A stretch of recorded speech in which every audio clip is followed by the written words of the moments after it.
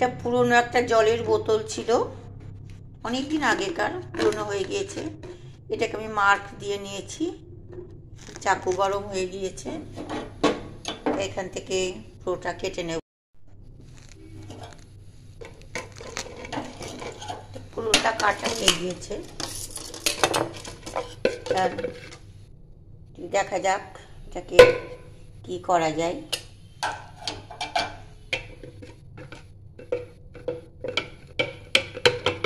চারিদিকে একটু সমান করে নিচ্ছি। পুরো মার্কার দিয়ে মার্ক করে নিয়েছি।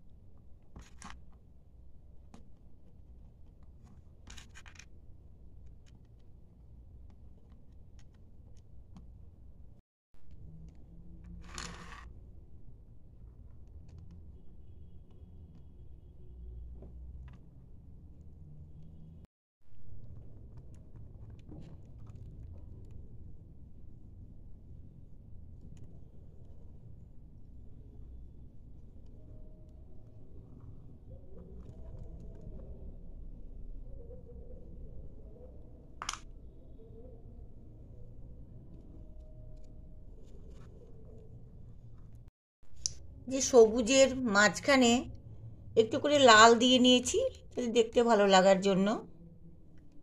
খেলছে ভালো। এটা মোটামুটি তৈরি হয়ে গিয়েছে। এই যে এটা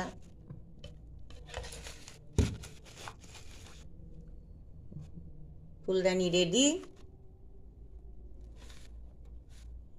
এই যে রিসাইকেল করার পেছনে অনেকগুলো আনন্দ আছে। যেমন হচ্ছে এই যে ফেলে দেওয়া এই যে জলের বোতলটা আমি ফেলে দিতেই পারতাম, তাতে কি পরিবেশটা নষ্ট হতো। আচ্ছা, দ্বিতীয়ত এটা তৈরি করলাম, সে তৈরি করা এটা মানে বাড়িতে সাজিয়ে রাখলেও খুব সুন্দর লাগবে, বা কাউকে গিফটও করা যেতে পারে।